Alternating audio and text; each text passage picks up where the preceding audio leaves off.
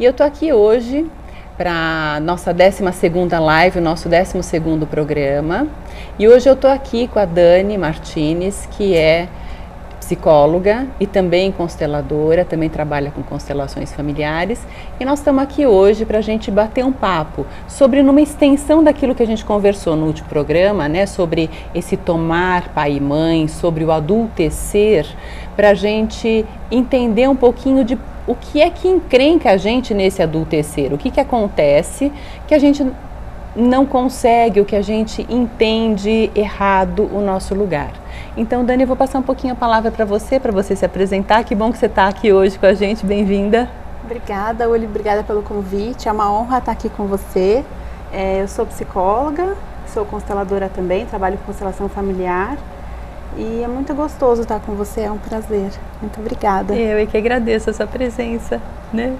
Então, nós vamos falar um pouquinho sobre alguns temas ou algumas coisas que, por exemplo, encrencam a criança ou a gente enquanto criança, no sentido da gente tomar posse de pai e de mãe. E uma das coisas, né, Dani, é quando a gente tem, assim, julgamentos dos pais, né? Sim. Então, ou quando a mãe julga o pai, ou quando o pai julga muito a mãe, existe uma alienação parental, a gente falou disso também num dos programas. Agora, tem uma coisa que também que eu acho que a gente podia começar falando disso, que é sobre o tema de adoção. Sim. Né? Então, o que acontece, né? Um casal se encontra e pode ser que esse casal tenha filhos, pode ser que esse casal não tenha filhos. Eu atendi também uma moça recentemente que ela tinha assim uma situação muito difícil na família dela. Essa mãe perdeu o primeiro filho, né? Aliás, perdeu a primeira filha. A criança ficou viva alguns dias e depois morreu. E depois ela teve um segundo filho.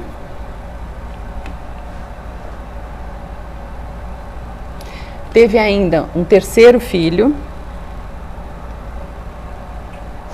que também morreu. E depois ela teve uma outra filhinha. E depois dessa filhinha, depois de um tempo, eles resolveram adotar uma outra criança. Uma menina. Então, como é que fica, assim, nessa condição, né? Como é que fica a hierarquia, né? Na família? Sim. Onde é que é o lugar de cada um? Porque a gente falou tanto de lugar, né? Da gente saber onde é o lugar. Sim, e aí muitas vezes as pessoas deixam de contar os filhos que viveram pouco tempo ou que abortaram. Então, essa menina, ela não sabe se ela é a segunda, porque é a segunda que está viva, ou se ela é a quarta. E aí também chega uma menina que é adotada, que também fica meio perdida para saber o lugar dela. E é importante a criança que é adotada saber que ela é a primeira, a segunda, a terceira adotada. E que os filhos biológicos do casal têm os lugares deles e que, assim, e na família de origem, essa menina tem o lugar dela na família de origem.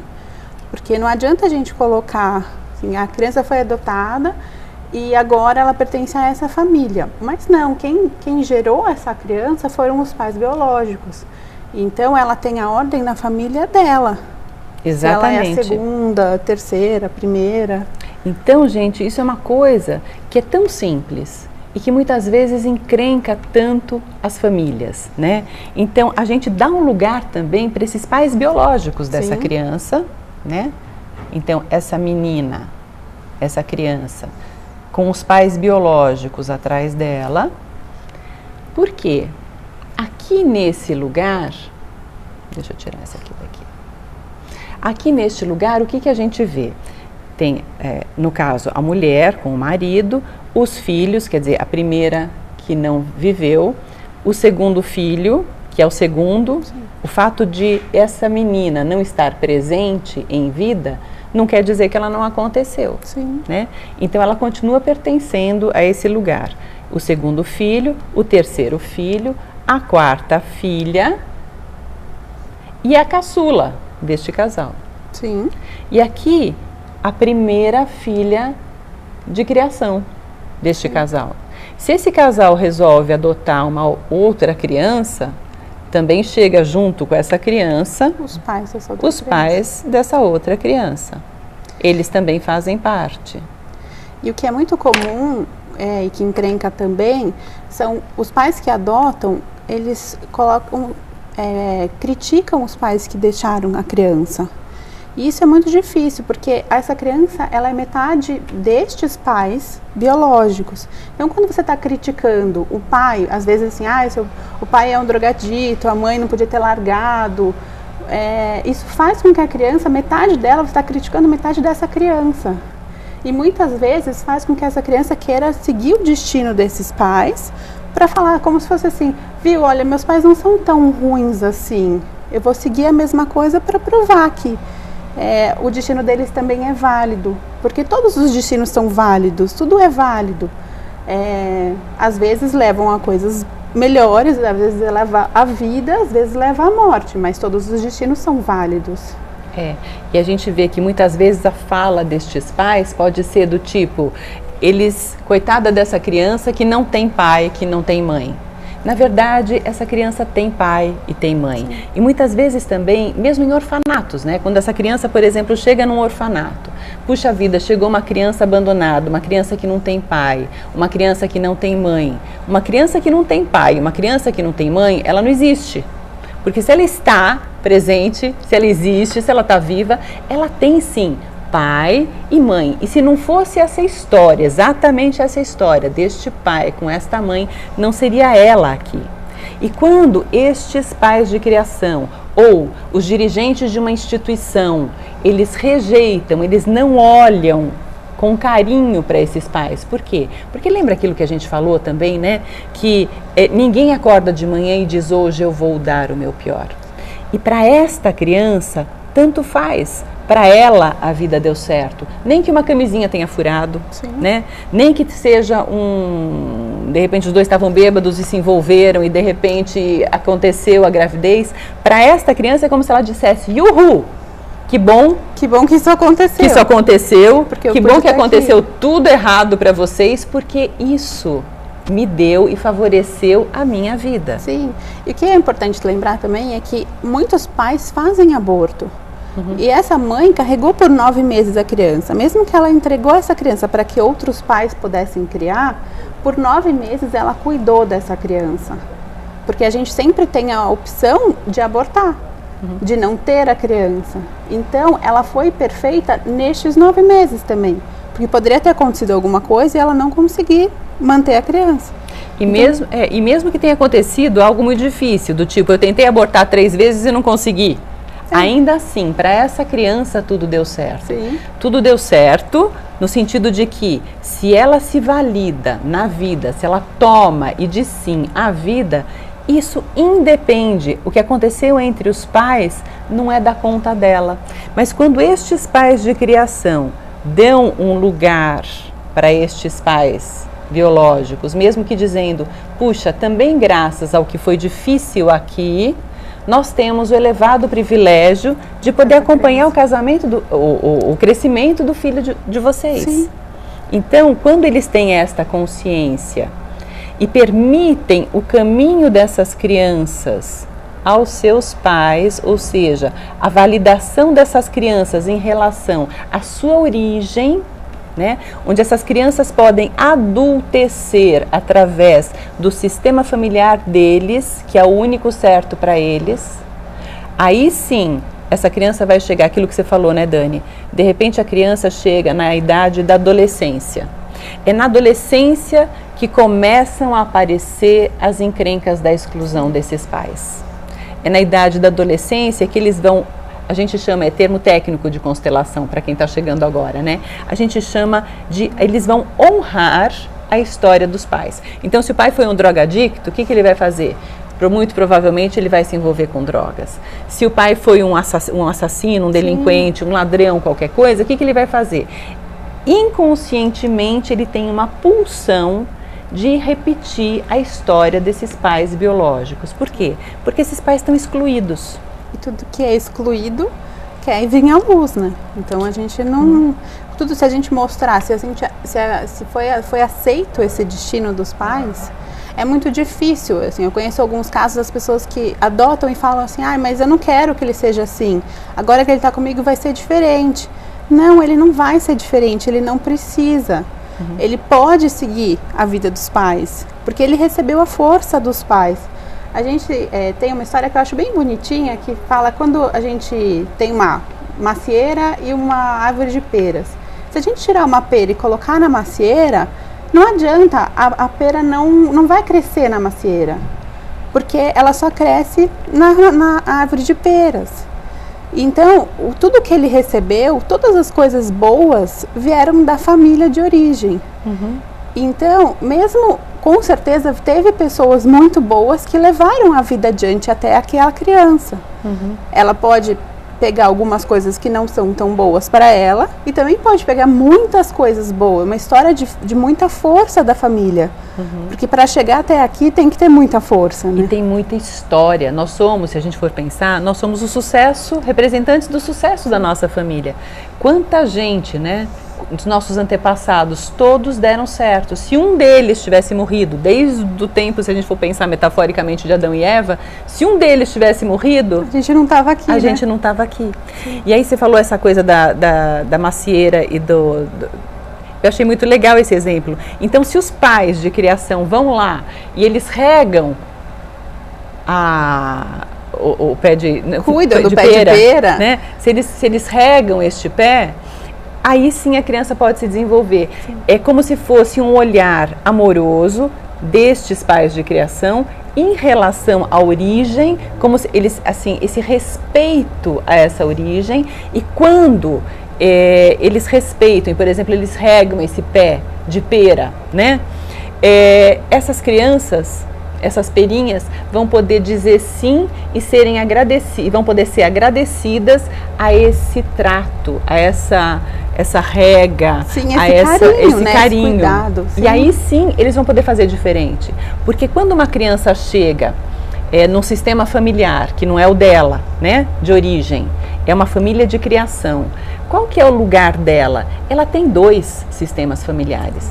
Ela pertence tanto ao sistema familiar de origem, que é da onde ela vem, e sem o qual nada nessa outra família seria possível, mas quando ela é aceita e é trazida para cá, e aí pode acontecer aquilo, de repente ela ser trazida a forceps, sim, e ela vai procurar honrar a origem dela e repetir toda essa história, fazendo da história desta família talvez um inferno, sim, né? Ou se ela é aceita e ela é trazida, digamos assim, não como caçulinha da família, ela é a primeira filha de criação. Se ela é tratada como caçulinha, o que ela está fazendo? Ela está tomando o lugar da verdadeira caçula. E aqui dá encrenca. Aqui já dá encrenca entre essas 2 crianças.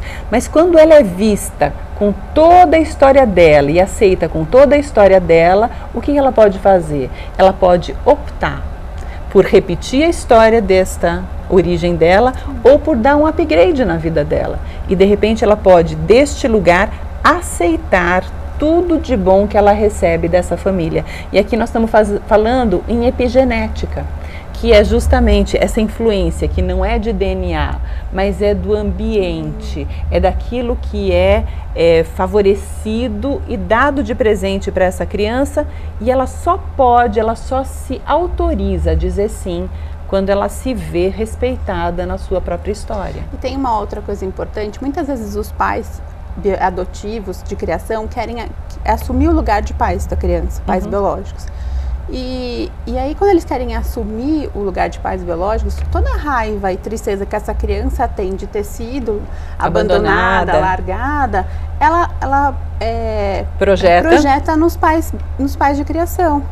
Porque se eles querem ocupar esse lugar, eles também vão receber tudo que está ali. Toda essa carga pesada. Isso é uma coisa importante, acho que é bom a gente até repetir.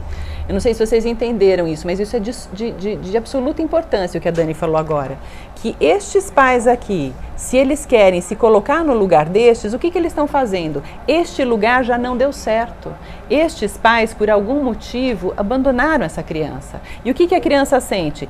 Que ela tem um abandono aqui também, um vazio aqui também. E aí o que ela vai fazer? Ela também vai se revoltar e não vai aceitar o que esses pais dão. Sim. Né?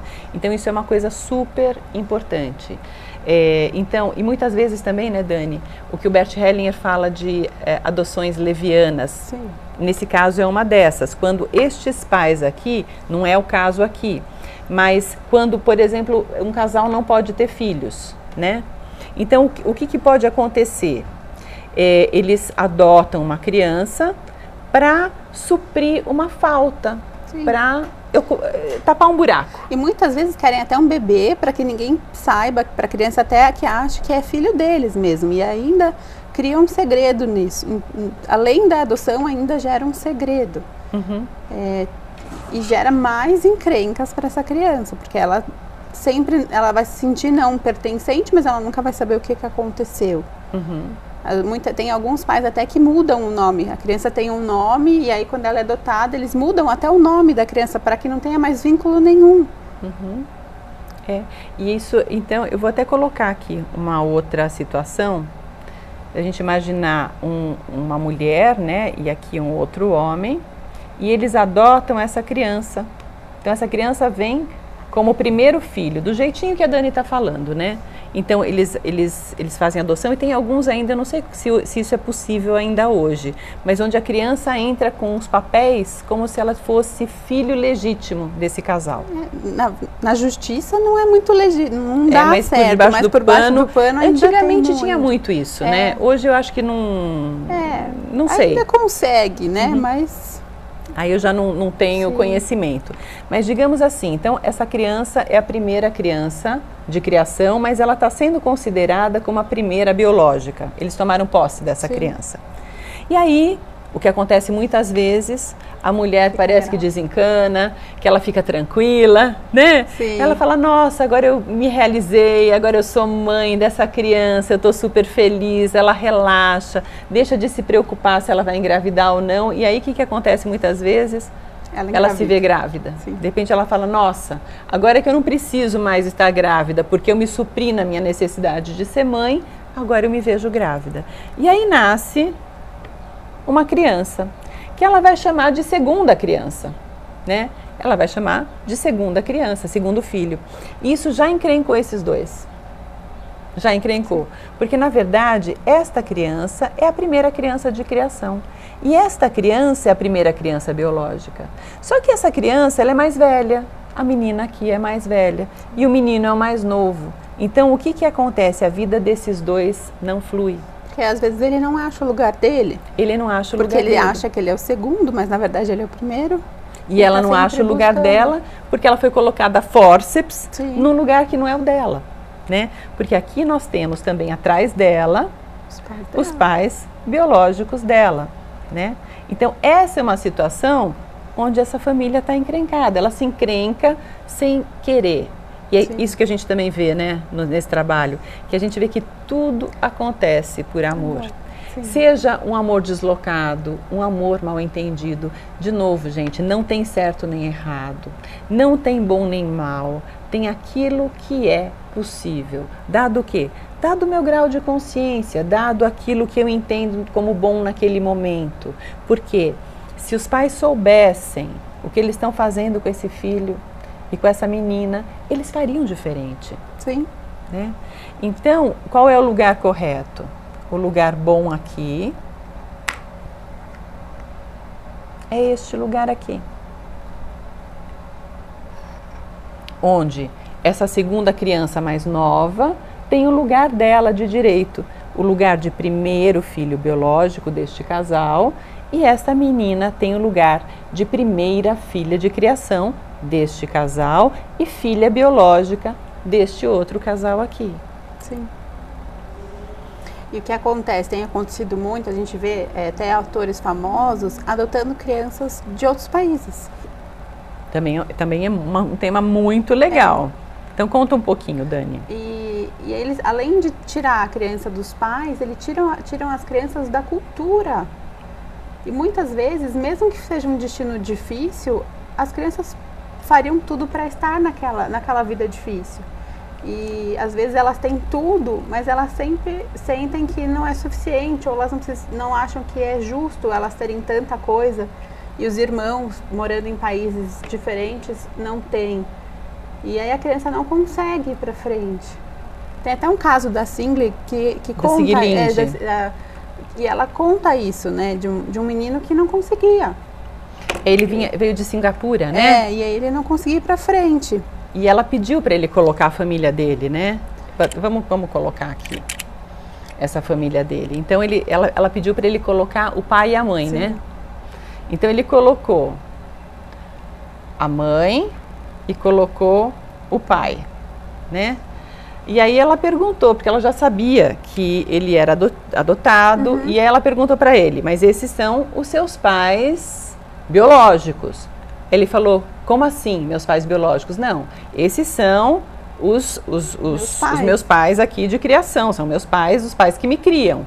Ela falou, não, eu quero que você coloque os seus pais biológicos, você tem pais biológicos, e que eu saiba, eles são de Singapura, né? Sim. E aí ele colocou, aliás, ela pediu para ele colocar um bonequinho para ele, né? Sim. Então ele colocou um para ele, um pequenininho.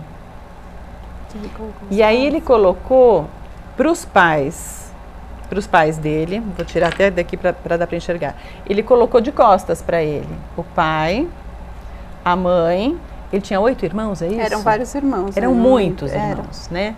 Então ele foi colocando aqui todos os irmãos. 3, 4, 5, 6. Acho que nem vai dar tantos bonequinhos. É muito bonequinho aqui e aqui, 7. E aí quando ele olhou para isso, que ele viu esse mundo de gente, e esse menino, ele estava... Na época de faculdade, né, de decidir o que ele...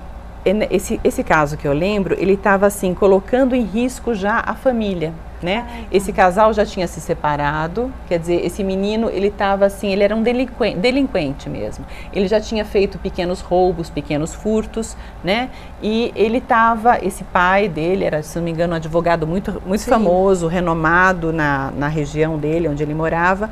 E ele falou, olha, esse menino já fez de tudo, ele já colocou em risco tudo, eu já perdi meu casamento e agora, ele, como delinquente, sendo preso, ele está colocando em risco a minha posição como advogado, como, eu nem lembro se ele era juiz, era alguma coisa importante de direito. Ele falou assim, eu não sei mais o que fazer. E quando o menino olhou para isso e viu o que ele tinha deixado, o que ficou do outro lado do oceano, né? Ele olhou para isso e ele falou, nossa, é muita gente. E aí ele falou, e eu estou estragando, eu já estraguei a minha vida, eu não tenho mais condição, porque na Alemanha tem umas coisas assim de você faz um Enem, né, como os exames de Enem, se você falha nisso, você não tem oportunidade de repetir o exame. Então ele tinha assim, meio que já se sabotado a tal ponto que ele não tinha mais condição de encontrar talvez uma boa profissão, uma profissão que ele tivesse uma colocação de mais destaque. Sim. Mas quando ele olhou para isso, ele falou, nossa, é muita gente. Ele ficou muito tocado de olhar isso. E aí o que ele falou para essa consteladora? Puxa vida, será que ainda tem jeito? Será que eu ainda posso talvez fazer alguma coisa por eles? Porque olhando para isso eu tenho muita vontade de talvez estudar medicina e talvez voltar para o meu país de origem e um dia fazer algo de bom por eles lá. E aí, como ela também trabalha com escola e tudo isso, ela até explicou para ele como ele faria, né? Como ele poderia fazer ainda, de usar de estratégias, entrar em cursos, voltar e tal. E aí ele falou para ela, puxa, mas isso é muito difícil, é um caminho muito duro. E aí ela falou para ele assim, mas você vem de um lugar onde tudo foi muito duro. Sim. Como é que você ia se permitir que fosse mais leve para você? Você consegue, eles conseguiram, você consegue também. E naquele dia, isso mudou no coração desse menino. Ele deixou de ser esse delinquente. Esses pais puderam olhar também para essa situação desse rapaz. E quando eles também disseram, puxa vida, nós dizemos sim à sua história e nós vamos te ajudar a você se formar para você voltar para lá e fazer algo de bom pelo seu sistema de origem. Então, como é importante isso, né? Essa inclusão de tudo, da gente, quando traz alguém para a nossa família, a gente trazer e permitir que toda a história venha também. Sim. A gente oferece à nossa casa um teto, mesa, educação, no sentido de ser para a criança. Quando a criança vem para suprir um buraco desses pais adotivos, isso tende ao fracasso. Quando eles percebem ou quando eles fazem uma adoção pelo bem da criança e pelo bem-estar da criança, onde tudo isso é visto e acolhido, aí sim a adoção pode dar certo. A adoção dá muito certo. Então tudo é uma questão de hierarquia, né? De pertencimento, hierarquia e equilíbrio entre o dar e o receber. E quando você aceita essa criança, você, do mesmo jeito que a gente, quando toma a vida dos nossos pais, a gente tem que tomar ela inteira, com tudo que vem, a gente tem que aceitar essa criança com tudo que vem, com toda a história que ela tem, com os pais que ela tem. E a gente estimular essa criança a fazer este movimento de olhar para esses pais, de dizer sim à vida que veio através deles e de todos os ascendentes deles para ele. Porque quando ele diz sim aqui, aí sim ele pode vir até aqui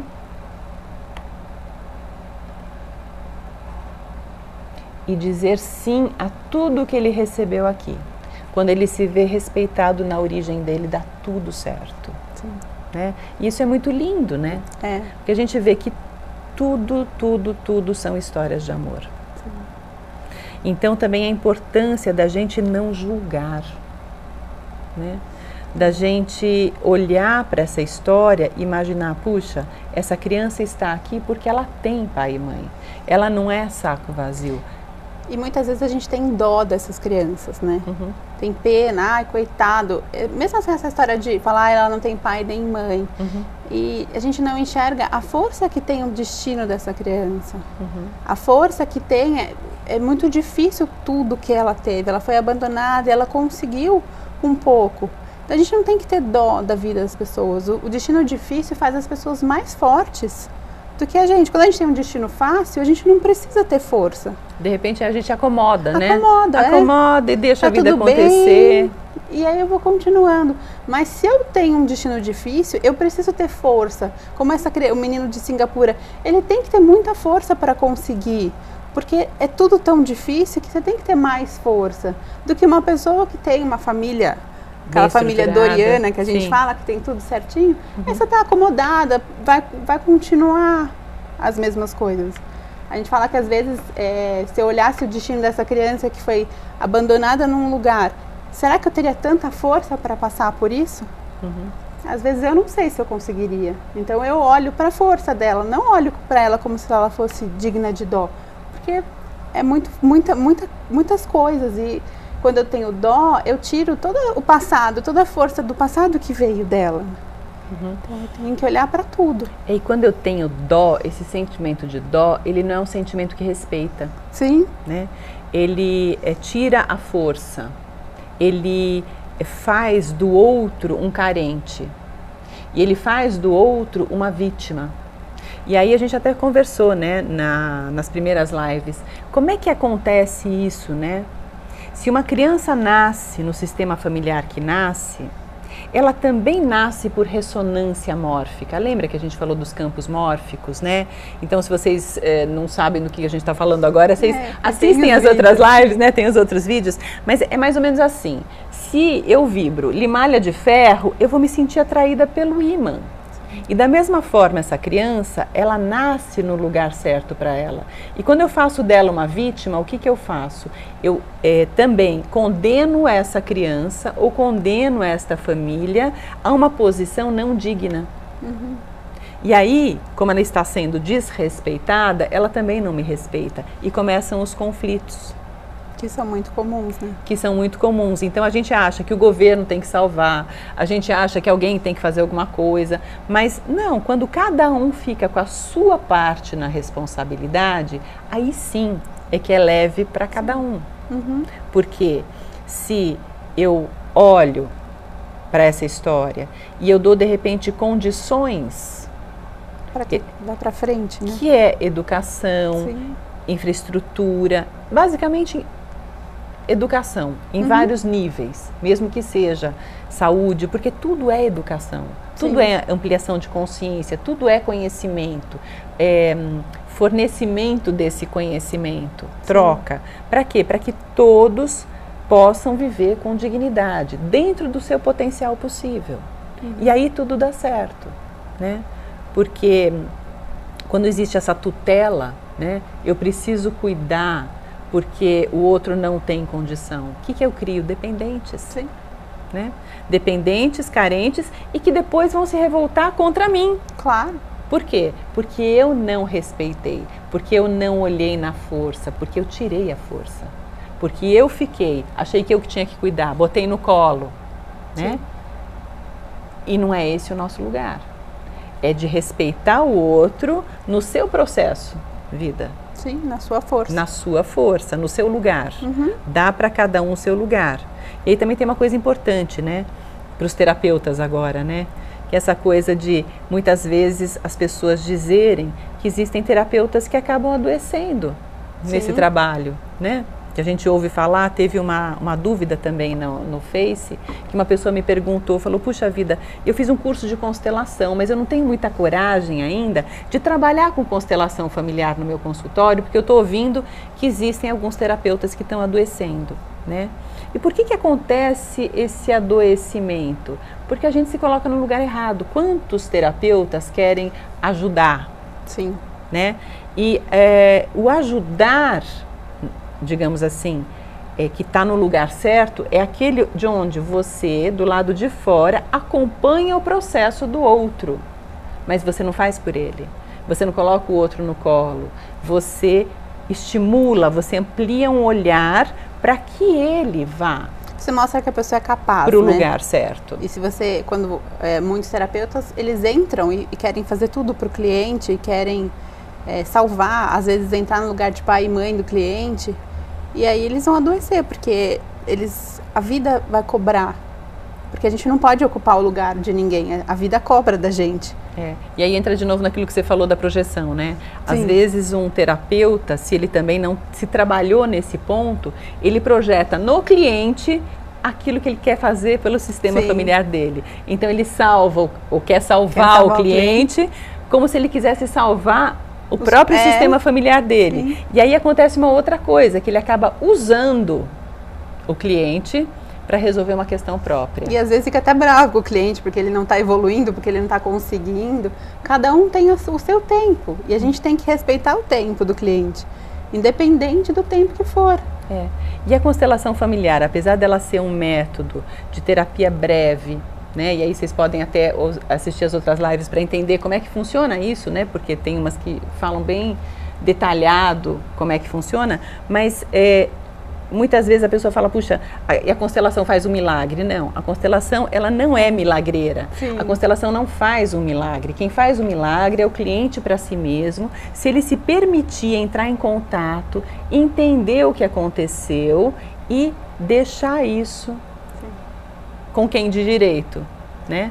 Assumir o seu lugar, ressignificar os conteúdos. Mas isso quem faz é o cliente. Com coragem para isso, com vontade de mudança. Por isso que é tão importante também a gente ter uma questão muito importante para ser tratada. Às vezes a pessoa chega e fala assim, eu quero constelar, mas o que eu vou fazer hoje? Vou olhar hoje a minha mãe, depois na semana que vem vou olhar meu pai. Tem até uns lugares que tem pacote, você já ouviu falar? Já ouvi falar. Tem pacote de 10 constelações por ano, uma para a mãe, uma para o pai, uma para o emprego, outra para dinheiro, outra para não sei o que lá. Gente, isso não é demanda real, isso não é uma necessidade de resolver algo. A constelação que tem força, onde tem força, é onde te pega. Aquilo que está doendo. Quando você vem olhar para essa questão, você está disposto, você está precisando, você quer alguma coisa. Você não está vindo por curiosidade. Quando você já está com a água aqui, quando você está com a água aqui, é o melhor momento de você vir e falar, chega, eu não quero mais isso, eu quero entender o que acontece, porque eu preciso mudar isso. Sim. Eu preciso, isso está me incomodando, eu preciso ressignificar isso. E aí eu tenho força para fazer, e eu tenho força para assumir algumas coisas, porque muitas vezes as pessoas olham e falam, ah, mas isso não tem nada a ver comigo, acho que isso não, e vai, porque o assunto não é tão importante. Uhum. Quando você está muito com a água até aqui, você olha ali, você quer fazer diferença, você presta atenção. Você se entrega para o trabalho. Sim. E Dani, o nosso tempo já acabou, passou muito rápido. Então, gente, Dani, passa o telefone do seu consultório também. O meu telefone é 98116-9618. DDD 15, que é Sorocaba. 15, sim. E o meu telefone é 15 também, 99111-5467. Eu faço constelações familiares no grupo sempre na terceira segunda-feira de cada mês e uma vez por mês em Itu. Então, também acessem a página Uli Holtz Constelações Familiares e tem todos os outros vídeos lá, tá bom? Um beijo. Obrigada. Obrigada, Dani. A Máximo Comunicação oferece alta qualidade de imagem e áudio em gravações e transmissões ao vivo para todas as plataformas e redes sociais. Elaboramos todo o projeto, desde a elaboração até o produto final. Além de suporte para videoconferência com link dedicado, estúdio de culinária fotográfico e imagens aéreas. Nosso diferencial é atender você que quer ter seu programa para TV, internet ou vídeo institucional. Conheça nossos serviços. A Máximo Comunicação conta com estúdio de rádio para transmissão em meio digital. Agora você pode ter seu próprio programa de rádio. Contamos com profissionais preparados para dar suporte ao seu projeto. Venha nos fazer uma visita e conferir nossa estrutura que está à disposição para a realização com qualidade do seu projeto. Localização privilegiada com toda a estrutura para seu projeto. Máximo Comunicação. O máximo em comunicação.